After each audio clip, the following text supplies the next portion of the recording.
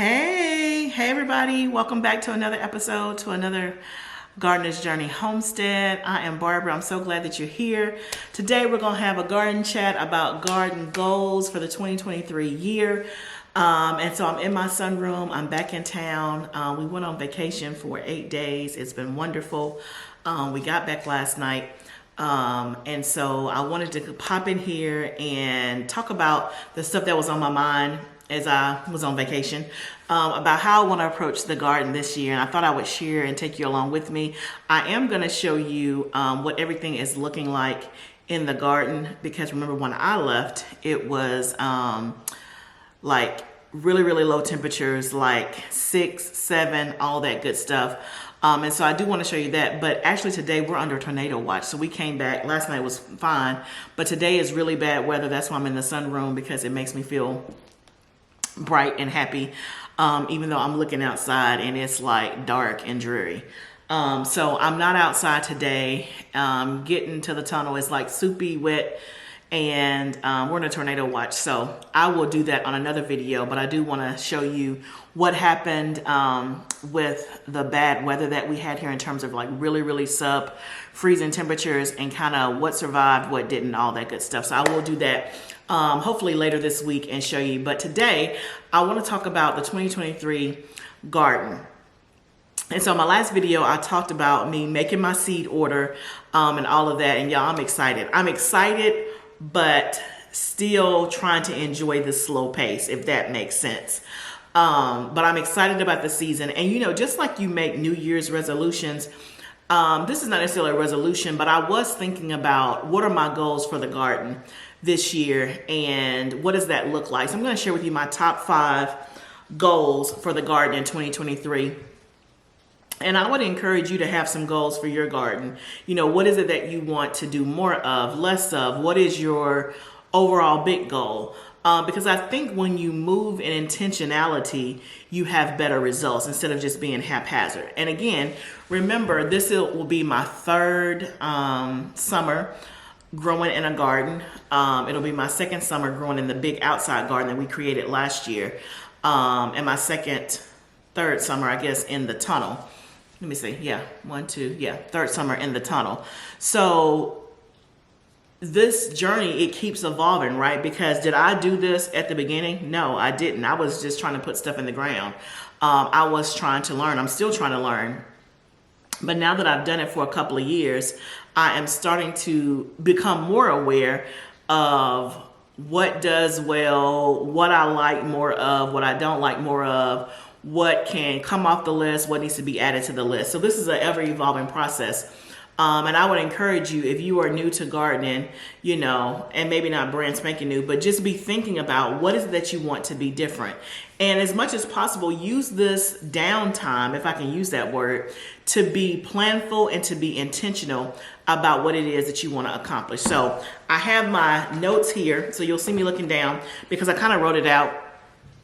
And I'm actually going to put this on my whiteboard in my office, so that way, and you know what, I might put it on my husband's whiteboard in his office.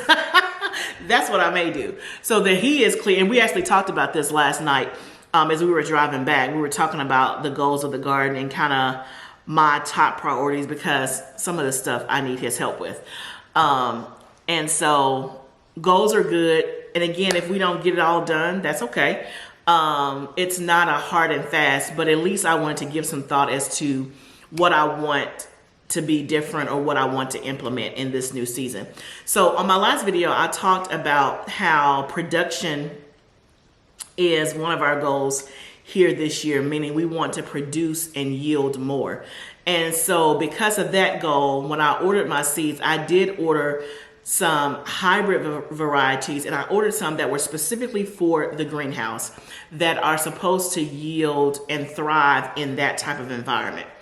And so that's one of the ways that we are kind of attacking that goal of production. We also want to dabble, and we've talked about selling some of our produce.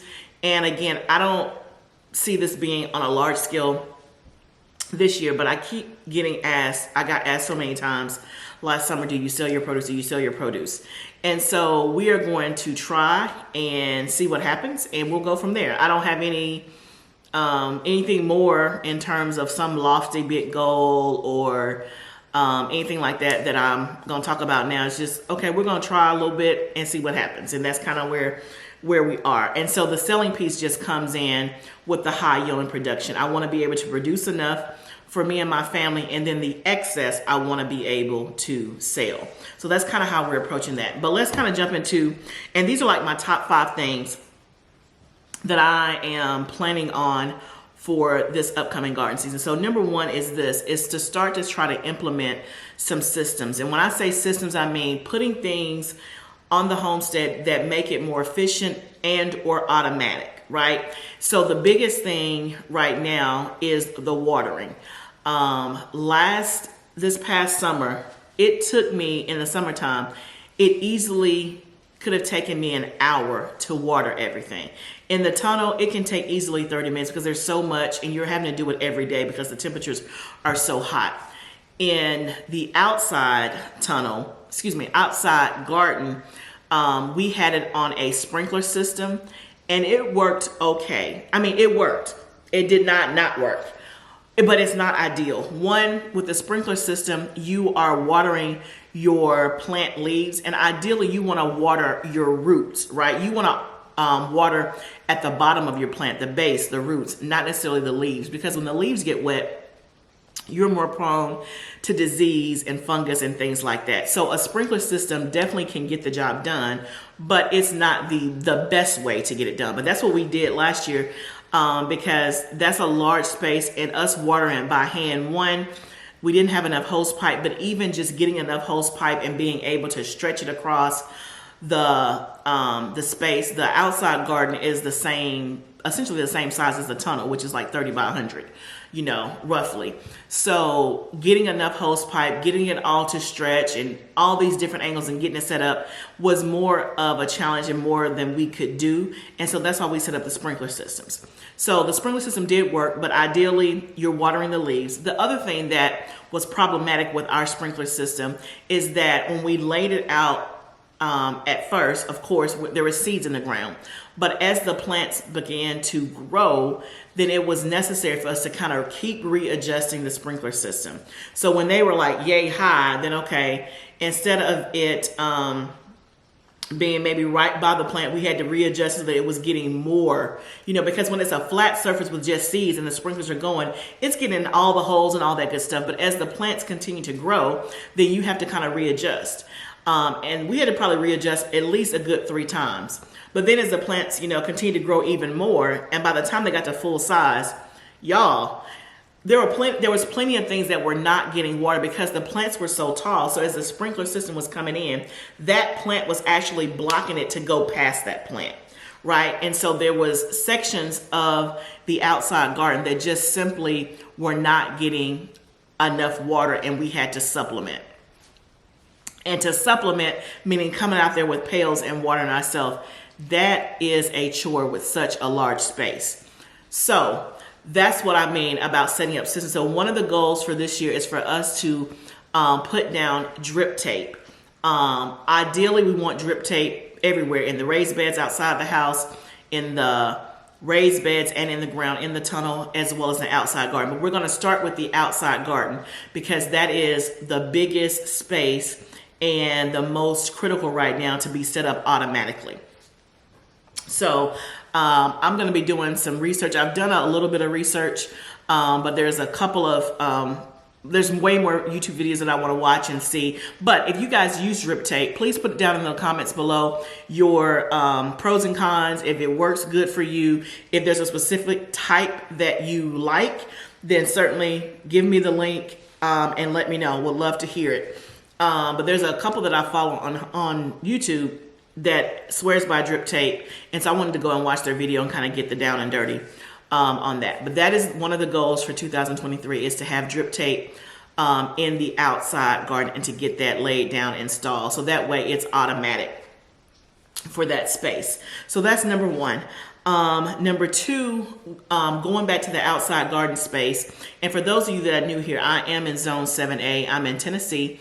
And when I say the outside garden space, we built, dug out, whatever word you want to use, an outside garden space last year for the first time. So that was my first time growing outside in the ground. So I guess an in-ground garden, maybe that's a better way to say it. And so again, it's pretty much the same size as our tunnel, but we want to add more to that outside garden. And I know my husband told me I was going to do this, and I was like, no, I'm good with this space. But as I kept thinking about it, I really want to extend it and take it over for a couple of reasons. One, we had 7 rows this past summer, and they were 3 feet apart. That spacing worked really, really well, except for the spacing between the tomatoes and the peppers and the watermelon. It was really tight in between the tomatoes and the peppers. And again, with the tomatoes, we had a trellising that we put up and all of that. So we needed more space. And then, of course, the watermelons, I did the sugar baby small watermelons. That worked out okay because they're small, but man, they need their own separate patch. They were on the very edge of the outside in-ground garden. And so it was more of an afterthought, so to speak. I didn't necessarily plan very well for that. So when we put them in the ground, they were at the edge of the garden. And so they were, up against the grass, so to speak. And so my husband had to be real careful when he would weed eat and when he cut the grass to not roll over the stems. And as they got bigger, it was just more of a challenge. And they really just needed more space to thrive and to grow.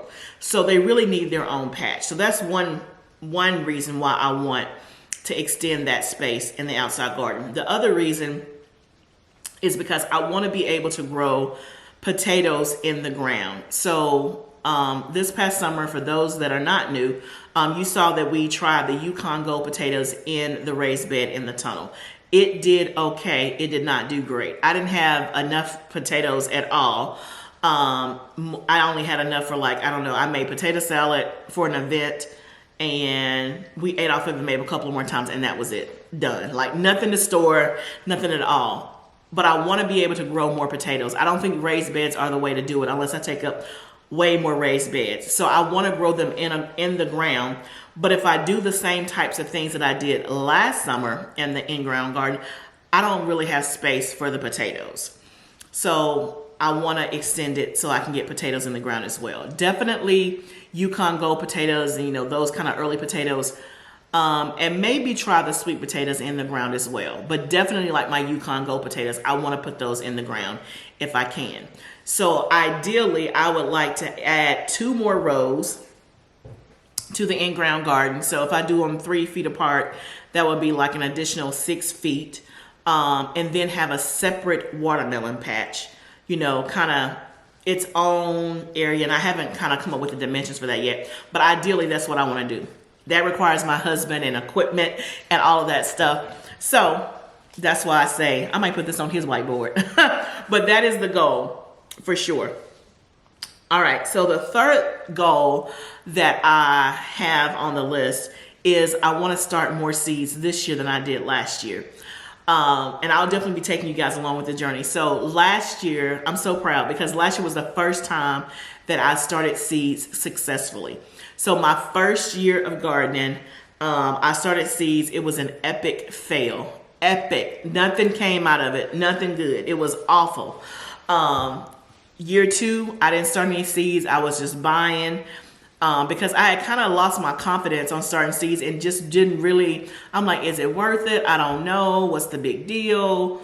I knew that it was cheaper, but I'm like, that went so horribly wrong that I don't even know. Well, I decided to try it again last year, and I'm glad that I did. One, because as I keep increasing in space of growing to y'all and trying to fund that and buy all these plant starts for the amount of space, it just doesn't make sense economically. So I want to start more seeds. I started probably, I would say 80% of our seeds I started, and then maybe 20% I bought plant starts.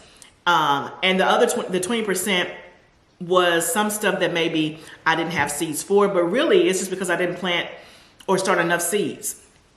So like marigolds, I remember going to the store, buying a lot of that, just, you know, marigolds for pops of color and to help with insects. Basil, I bought a lot of basil starts in the store. What else? I bought some tomato starts in the store, like Amish paste. I bought all of those in the store because I heard about Amish paste, like when I say later in the season, it was too late for me to start the seeds on my own. And so I bought those. And so I ended up still spending money, nearly not as much as I would have, but I ended up spending money that it would be better served if I could just start those seeds myself. And so I had a shelf in my house when I started my seeds, like one of those wire shelves. And I think it's like a 5 shelf, if I'm not mistaken, it may be 6. I think it's 5. Everything was filled. And so I want to do another one of those. So there'll be double the amount of seeds. So that's the plan. And I'm excited about that. But the more I can start, the better. The cheaper it is, the more control I have over it and all of that jazz. So I'm excited, and that's definitely a goal. Number 4. So my number 4 goal, something that I didn't do well last year was labeling. And even the year before that. Now, last year was better than the year before, but this year I need to take it up a notch. So again, because of, you know, me adding in the in-ground space, and that was a lot of stuff. And when I was starting my seeds, what I would do is if I had a tray of seeds, let's say that whole row was one row was lettuce, I would just put a label marker at the beginning of that row and say, hey, that's all lettuce. But when it was time to transplant it outside into the garden, some of those lettuces could have went behind the house, some of them could have went in the tunnel, and some of them could have went in the in-ground garden. Well, if I didn't make 15 labels that say lettuce, guess who didn't know what they planted? I didn't. Now, obviously, I can look at stuff and tell, but it really burned me on some of my tomatoes because I had a couple of tomatoes that did really well, and I'm not sure which kind it was because it wasn't labeled properly. Or it wasn't labeled at all, I should say that, not necessarily labeled properly. It just wasn't labeled. So I want to do a much better job and find me a system that works. Now, when you're starting seeds, again, I think when you're doing the row, it makes sense to just label that row because you don't have all those little, you know, plant markers in there and just who wants to do all that. But I think when I'm transplanting, I got to do a better job of labeling, especially like variety, so that I know, okay, this variety did well, this variety didn't, right? If it's lettuce, you know, I can tell lettuce by the way it looks. Tomatoes, because I did so many new kinds of tomatoes, it was hard for me to know, okay, what kind of tomato is this? So yeah. If you have some tips on how you label or mark things in your garden, let me know. Drop it down below. I would love to know. So that's also a goal, is to label better. Label better. And then the last goal I have is to plan better in terms of what I'm going to plant. So one of the upcoming videos that I'm going to do is I'm going to actually share with you my crop plan, meaning this is where I intend to plant certain things. So I have 3 spaces that I'm working with. I have raised beds behind my house. I have the tunnel, which has raised beds and in-ground garden, and then I have an in-ground garden space, right? So those are 3 main areas that I'm planting stuff in, and I need to put on paper, here is what where I'm planning to put stuff, and then be thinking about, okay, for example, my garlic is already planted now. It's gonna come up in June. Okay, what am I gonna plant in its place? So just kind of thinking through that whole rotation, what goes where, is what I call my crop plan. I will be sharing that with you, but the goal is that I do that better and more intelligently. Here's what I mean by that. It means, again, my first 2 years of gardening, I've planted a lot of stuff because 1, I wanna see, can I plant it? 2, I'm experimenting. 3, just want to see different stuff and how it performs. But as I've done it now for a couple of years, I am starting to get a sense more of what's easy, what's not, what we really, really eat a lot of, what we eat a little bit of, and what we don't really eat at all, or only I eat, or something like that. So like eggplant, my first year, I planted a whole bunch of eggplant. It did not do well. at all for whatever reason. Could have been me, could have been the soil, I don't know. It didn't do well. Last summer, I only planted 2 eggplants. That didn't do well either. Again, I used a different spot. But then when I really think about it, we don't eat eggplant that much. So that first year, I planted probably, I don't know, like 10 or 15 eggplant plants. Well, the thing about eggplant is, at least for me, I don't know a good way to preserve it, right? So it's kind of like when you harvest it, you eat it. Canning it doesn't sound appealing to me. I don't even think it would look appealing. Freezing it, don't know anything about that. And so to me, there were not a lot of options that I was considering about preserving it. So why would I grow 15 eggplants, especially if we don't eat it that much, right? We do eggplant parmesan and that's about it. So I don't even know. So last year I only planted 2 eggplants and neither one of them produced. And so eggplant is not even on my list this year. Like I didn't buy any eggplant. I'm sure I have some seeds. Maybe I might plant one, but I can guarantee you I'm not going to plant 5 because now in reality, I know that we don't eat it a lot. It's not high on my list. It doesn't make sense for me to do a lot because it's not easy to preserve, all that good stuff. So that's what I mean about being intentional and being more intelligent with my planning. Another thing is okra. I did a ton of okra last year. Okay, to me, okra is one of the hardest things to harvest. Not hard in terms of difficulty, but it's itchy. I did not enjoy harvesting the okra. You definitely have to wear long sleeves with that. And then the plants got so tall above me, I was on my tippy toes and I still couldn't get it. And then it just grows so much. I mean, so fast. So I did almost 100 foot, I did probably at least 60 feet of okra. That was way too much for me to keep up with. And in terms of, now we eat okra and like okra more than eggplant, but it's not like, let's say green beans or purple whole peas or collard greens. Y'all know those are my favorites. So it's not on that level. So I don't really need that much okra. Plus you got to, cut it, freeze it or flash freeze it. Then you have to batter it and cook it. Like it's more work.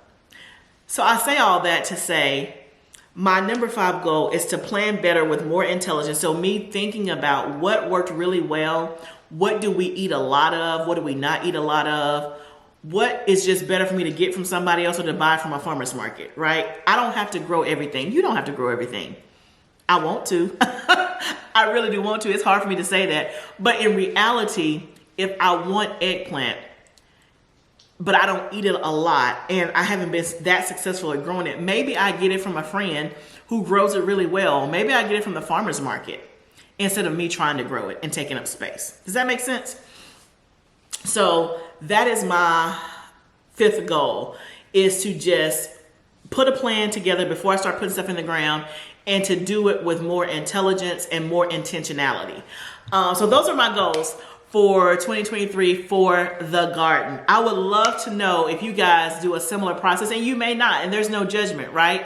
This is just kind of how my brain works, how I do things. I try to be I want to be organized, and by nature, I'm pretty strategic in terms of, how I kind of live my life and how I do my business or whatever. I like to be thoughtful and think about the end from the beginning, if that makes sense. So this kind of helps me to kind of write down what the goals are. And it also, for me, keeps me focused. Now, are there other things that I want to do? Absolutely. This page could be filled all the way here and some more pages. But realistically, in terms of my capacity and my husband's capacity, these are the 5 things that we're going to focus on for 2023. And then we'll add more for next year or next season or whatever. And so I would encourage you that even if you're not like a write it down type of person and, as detail or whatever, that's fine. But at least think through what is it that you're trying to accomplish, so that way you're putting your money where it needs to go. You have a plan, you're being thoughtful, and you're doing what makes sense for you and your family.